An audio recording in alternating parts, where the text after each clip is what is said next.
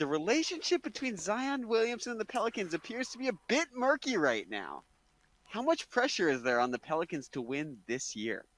Wow. So I didn't think I'd be getting that pressure for the Pelicans to win this year because, like, what do you really expect? A coaching change, not exactly a full roster that you're scared of or anything else. But now, when you talk about the idea of Zion potentially not wanting to stick around, which is this concept that people are throwing out there, you see he's got the foot injury, seems to be a little bit overweight, like 300 plus pounds. And if you look at that old picture of him from 2019 when he was kind of shredded, like, not a good comparison here. Like,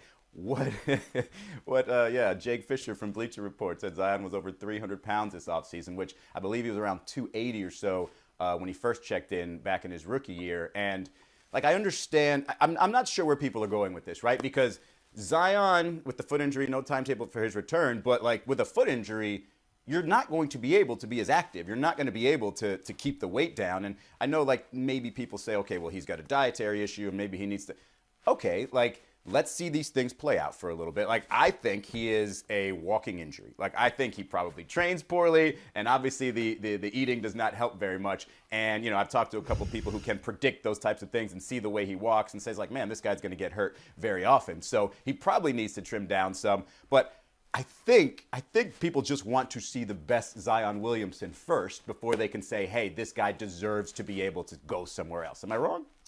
There's a lot going on here in New Orleans. And one thing about Zion Williamson, he's so fun to watch. The highlights are amazing. But he got hurt in high school.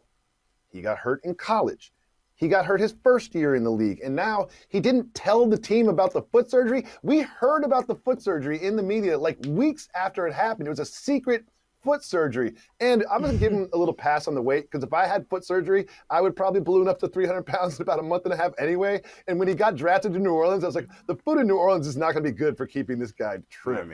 I mean, every time I go to New Orleans, I feel like I have to cleanse myself spiritually and physically for about a month afterwards. But this is a huge make-or-break pivotal year for him. There's the extension. There's the will he stay or will he go things, the number one pick. When he came out in the draft, we're like, we don't really know who this guy is. He doesn't have a natural position, but he's such a great athlete. We'll figure it out. Well, it's been a few years, and it kind of seems like he doesn't have a natural position. It's not really figured out.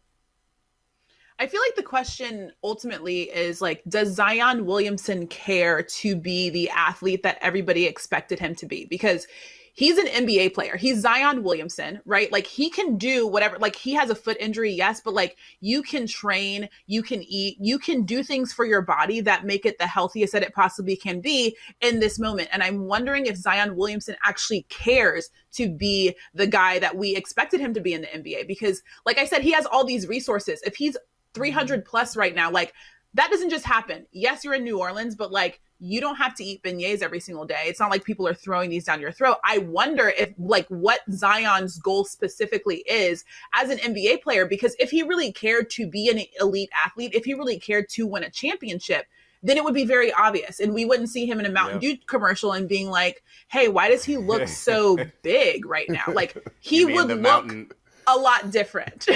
The Mountain Dude commercial, because that dude is a mountain. Like, he is gigantic. Right. And I think you absolutely nailed it, though, because that's what I'm wondering. It's very much a Shaq thing, right? When Shaq sort of was getting a little heavier, if you will, and you could say you blame it on a toe injury, blame it whatever, people wondered, hey, you're Shaq. You should be the most dominant big man. Why don't you want to be in better shape? Maybe you don't want it as bad as everybody else does for you. And with Shaq, I think we got that answer, right? 2000 just dominated, won his championships. He really wanted it. With Zion, we don't know yet. Like, he, not only that, but he comes across as this lovable, big old teddy bear that everybody likes, and it's just like hard to imagine him just being angry and training every day and wanting it the way LeBron does, even though he's gotten there before. Like, you saw the pictures. He was this person in 19, and so we think he can get there again, but it seems like any sort of step back, any sort of setback, he's this guy again. He's 300 pounds, and he's just, happy-go-lucky, I'll just get there when I get there stuff. So I think we just need to see it over a long period of time here, and that's where I wonder why it's like, why are people saying he's going to want out, or it's like malcontent, or there's something going on with the organization. It's Zion that needs to get fixed first. I don't know if the relationship with the organization has much to do with any of this. Or it shouldn't. Anyway. And the Pelicans, you see the over-under right there. I'm taking the under on that because the Pelicans have problems beyond Zion's availability. They just can't stop anybody from scoring. They cannot protect the rim. They brought in Valanciunas, who isn't necessarily a shot blocker. And it's just a tough fit for him because he cannot play center. He's just not tall enough to face some of the big centers in the NBA. Yet he's kind of best when he has the ball. Stan Van Gundy had people sort of not him as the screener, sort of him as the ball handler, getting screens set for him, which kind of worked. He's an odd point forward thing that hopefully Willie Green can unlock and make work if he's ever available. But Christine, I know I've heard you've got some inside information on this because Zion Williamson is actually your cousin, correct? Yeah, we're related. Yes, that's why I want. I like to say no, he's not really my cousin, but I like to say that he's my cousin because we have the same last name, and people actually believe it on a regular basis. So I do pretend like I have some type of insight into like his mindset. But like, I think ultimately like the Pelicans have to figure out the Zion thing before they can figure out the any other thing.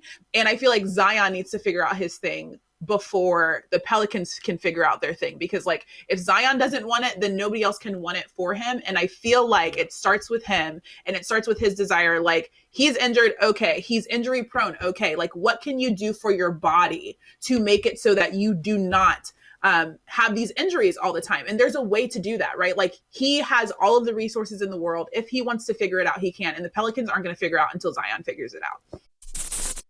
Thanks for watching ESPN on YouTube. For live streaming sports and premium content, subscribe to ESPN+.